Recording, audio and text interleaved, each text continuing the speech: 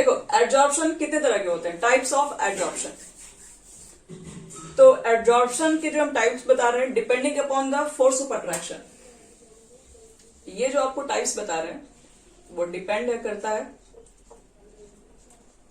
Depending upon type of attraction force, attraction force between adsorbent and adsorbent।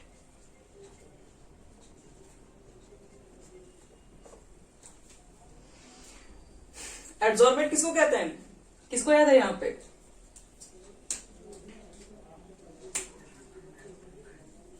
Very good. और adsorbent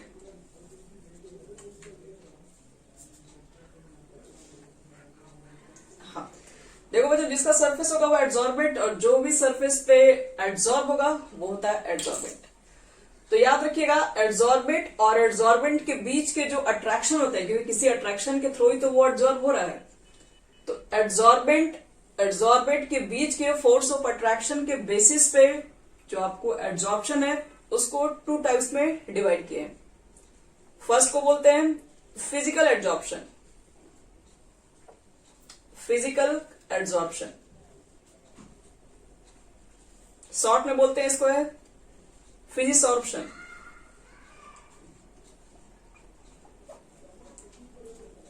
second होता है आपका chemical adsorption,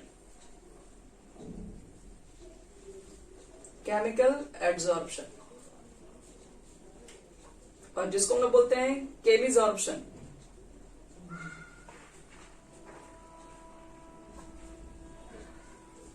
हो गया। तो ये टू टाइप्स के होते हैं on the basis of attraction, किसके किसके बीच में, एडजॉर्बेंट और एडजॉर्बेंट के बीच का अट्रैक्शन के बेसिस पे टू टाइप्स होते हैं। चलो पहले पढ़ते हैं फिजिकल एडजॉर्प्शन क्या होता है, यानी फिजिसॉर्प्शन क्या होता है, फिर पढ़ेंगे केमिसॉर्प्शन क्या होता है।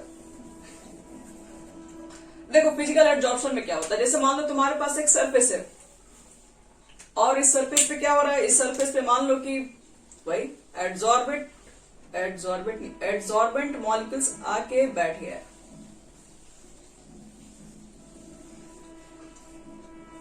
ठीक है, तो ये जो अट्रैक्शन लग रहा है इसके बीच में, ठीक है, ये जो तुम्हारा ये एडजॉर्बेंट, ये इसका सरफेस है, ये जो अट्रैक्ट हो रहा है इसके ऊपर, ये जो मॉलिक्यूल्स है वो एडजॉर्बेंट है, और ये दोनों के बीच जो अट्रैक्शन है इसकी वजह से ये अट्रैक्ट हुआ है, वो अट्रैक्शन अगर वंडरवाल हो,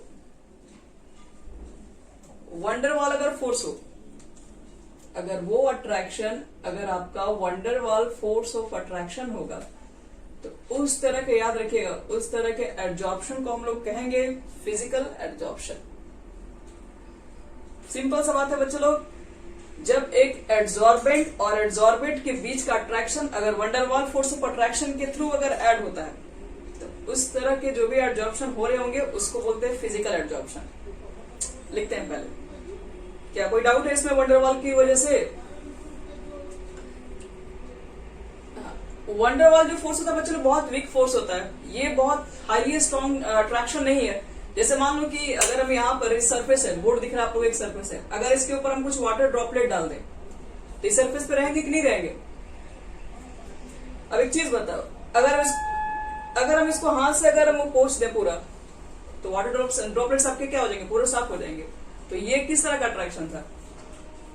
तो ये अट्रैक्शन जो था वंडरवाल, जो कि बहुत वीक अट्रैक्शन है, वो आसानी से ब्रेक हो जाता है। तो लिखो तो इसमें पहले definition, when the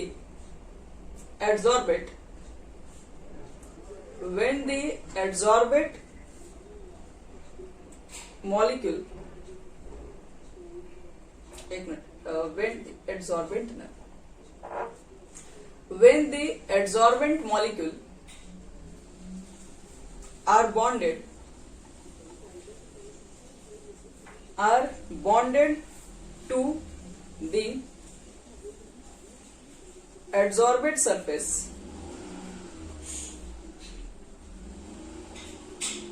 by weak van der Waal force of attraction, या weak van der Waals force, the process is called, the process is called, the process is called physisorption या फिजिकल एडजॉर्प्शन, फिजिसॉर्प्शन।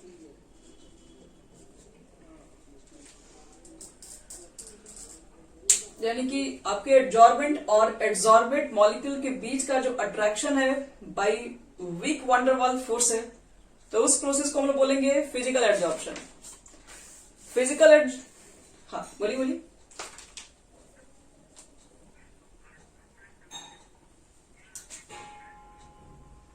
ये जो मॉलिक्यूल होता है वो क्या होता है?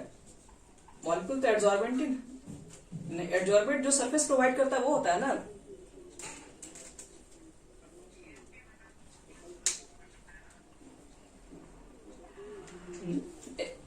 एक मिनट, एडजॉर्बेंट का मतलब क्या होता है बच्चे लोग? जो तुम्हारे पास, अच्छा हाँ थोड़ा मिस्टेक लिख दी क्या? हाँ ठीक ठीक ठीक ठीक, हाँ ये एडजॉर्बेंट ही होगा, adsorbent. When the adsorbent molecules are bonded to the adsorbent surface by weak van der Waals force of attraction.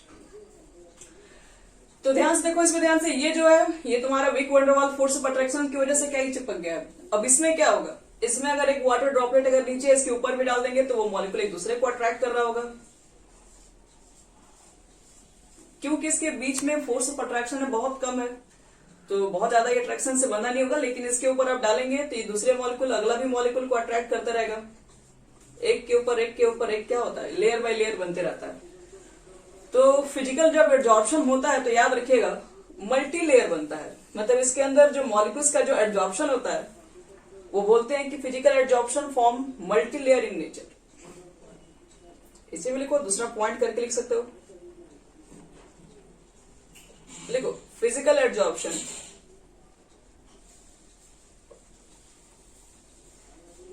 Multi layer in nature.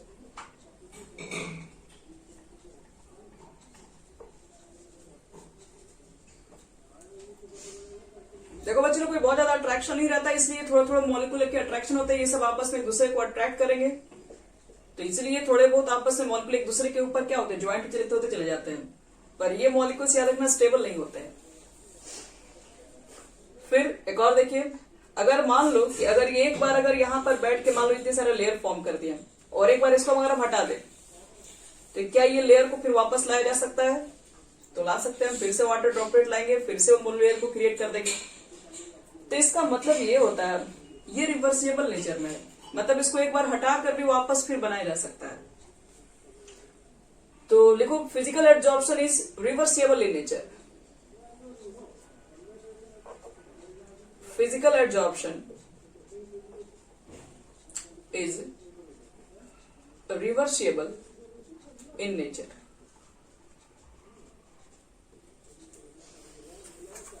और एक चीज और,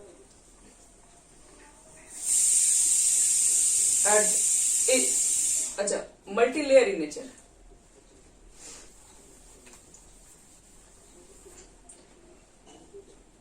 फिर देखो बच्चे लोग, इसमें ध्यान से एक चीज और, जो फिजिकल एडजॉर्प्शन होता है वो डिक्रीज कर जाता है। Physical adsorption decreases with increase in temperature.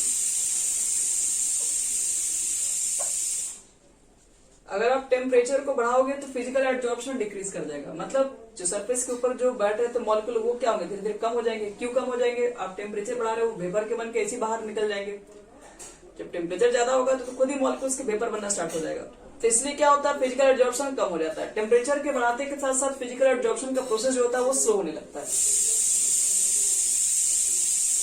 और एक लास्ट है physical adsorption is exothermic in nature।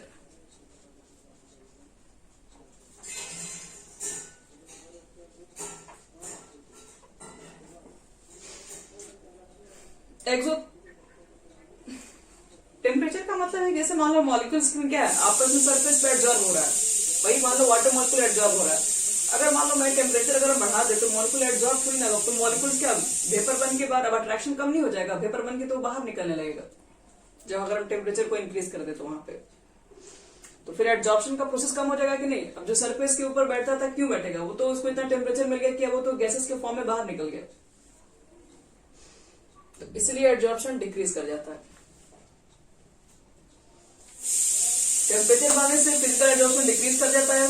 Physical absorption जो होता है वो मल्टीलेयर्स नेचर में होता है, बहुत सारे मॉलिक्यूल एक दूसरे को अट्रैक्ट कर करके बनाते हैं by one der Waal force of attraction से। रिवर्सिबल नेचर है, एक बार हटाने के बाद इसको दोबारा बनाया जा सकता है।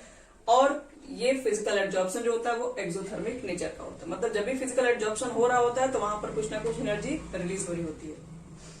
बस आपको इतनी सारी बातें इसके लिए याद रखनी पड़ेगी फिजिकल एब्जॉर्प्शन के बारे में।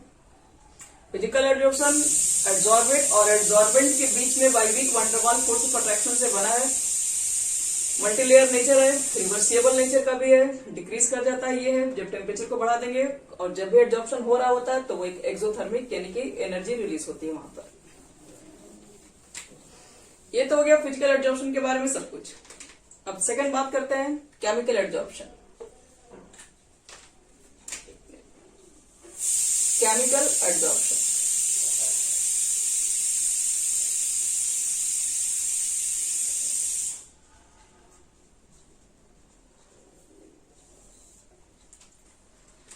देखो, केमिकल एब्जॉर्प्शन पहले क्या होता है। केमिकल एब्जॉर्प्शन में आपके पास एक सरफेस होगा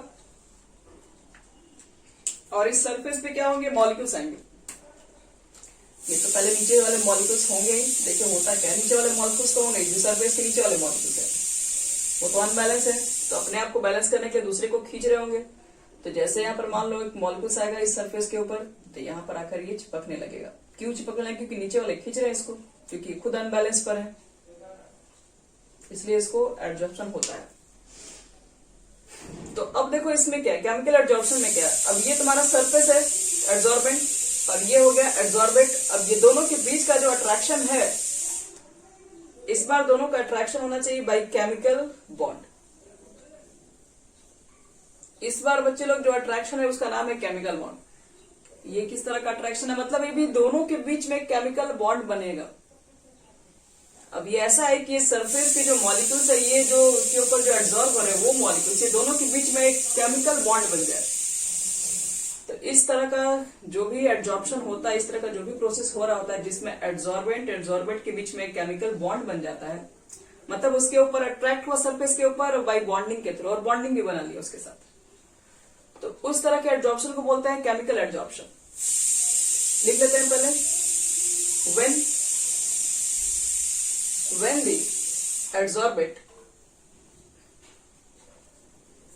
the adsorbate molecule are bonded, when the adsorbate molecule are bonded through a strong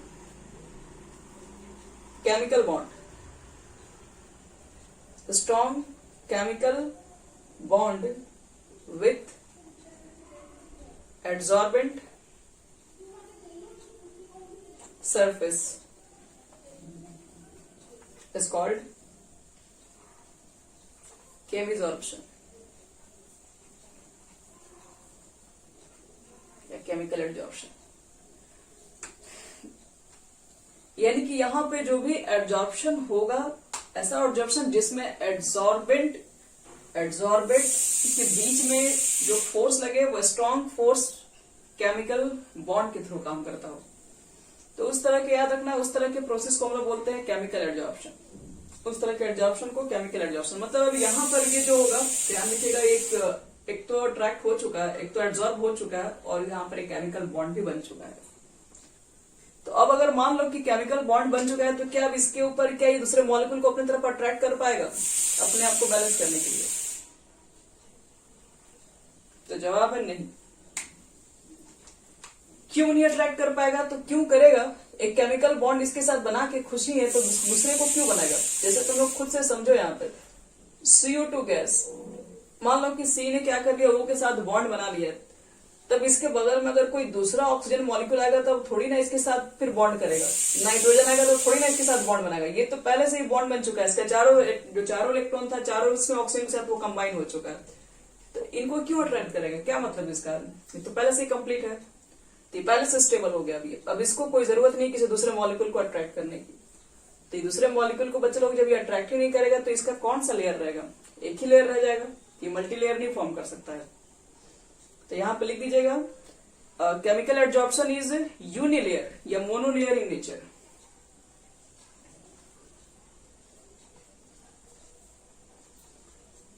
chemical adsorption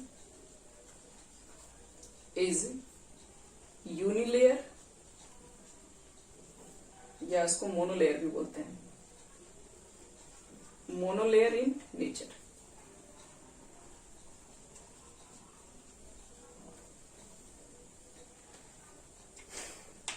अब देखते हैं कि इसमें टेम्परेचर बढ़ाने से क्या होगा, क्या ये पहले चेक करते हैं क्या ये रिवर्सिबल हो सकता है, क्या इसको रिवर्स कर सकते हैं। तो देखिए ये रिवर्सिबल आपके पास नहीं होगा, क्यों, क्योंकि ये जो आपके पास ये जो अट्रैक्शन जो बना है दोनों के बीच में एक केमिकल बॉन्ड के थ्रू है, केमिकल बॉन्ड के थ्रू है, तो पहले तो आपको इसको अट्रैक्शन को ब्रेक करने में ही आपको बहुत मेहनत करना पड़ेगा। तो इसका मतलब है कि जब एक केमिकल रिएक्शन हो रहा होता है आप उसको रिवर्स नहीं कर सकते हैं। तो जब भी याद रखना है कि यहाँ पर एक केमिकल आपके पास एडजॉर्प्शन हुआ है तो ये कोई ना कोई बॉन्डिंग के थ्रू है, ये वीक वंडरवाल नहीं कि आप हाथ से भी हटा देंगे तो ही निकल जाएगा, थोड़े बहुत अट्रैक्शन से इसको बाहर निकाल सकते हैं, हीट कर दोगे तो तुरंत निकल जाएगा, ये दोनों के बीच का इसका केमिकल बॉन्ड के थ्रू ये ऐड हुआ है। तो केमिकल बॉन्ड के थ्रू ये ऐड हुआ है, तो जाहिर सी बात है कि एक बार ये बॉन्ड टूट गया तो फिर वही वापस बॉन्ड अब क्या होता है, फिर वही वापस हम लोग बॉन्ड आसानी से फॉर्म नहीं कर पाते हैं। तो इसलिए याद रखना इसके अंदर कहा जाता है कि ये रिवर्सिबल नहीं हो पाता है पूरी तरीके से, थोड़े बहुत कहोगे तो फिर से कुछ बन जाएगा लेकिन 100% रिवर्सिबल नहीं होगा जैसे पहले थे सब। तो लिख सकते हो यहां पर कि chemical adsorption is irreversible in nature.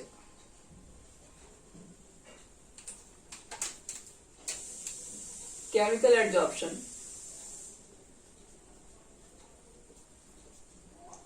irreversible in nature।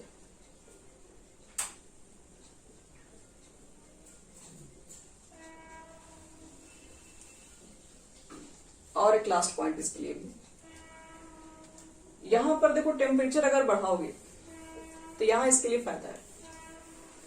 क्यों फायदा है, क्योंकि याद रखो कि जब ये केमिकल रिएक्शन बनाते हो तो केमिकल रिएक्शन बनने में टेम्परेचर का बहुत रोल होता है।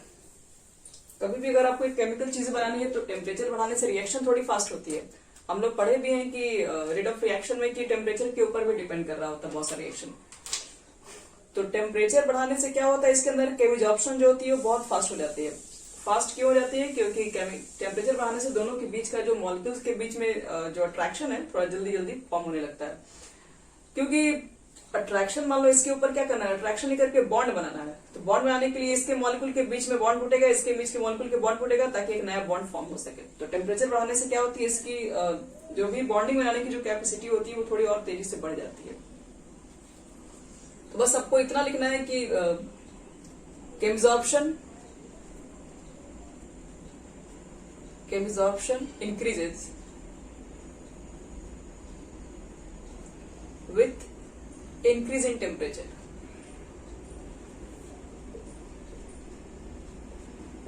with increase in temperature। हाँ, आपके एग्जामिनेशन में बहुत बार पूछा गया दोनों के बीच में डिफरेंस क्या है, physical adsorption, chemical adsorption. Minimum 2 number 4 number तक ही क्वेश्चन दिया जाता है ये सब करने के लिए। ये सब तुम लोग को पता होना चाहिए। और एक चीज और भी बता दें, it is very highly specific in nature, लिख सकते हो it is specific in nature.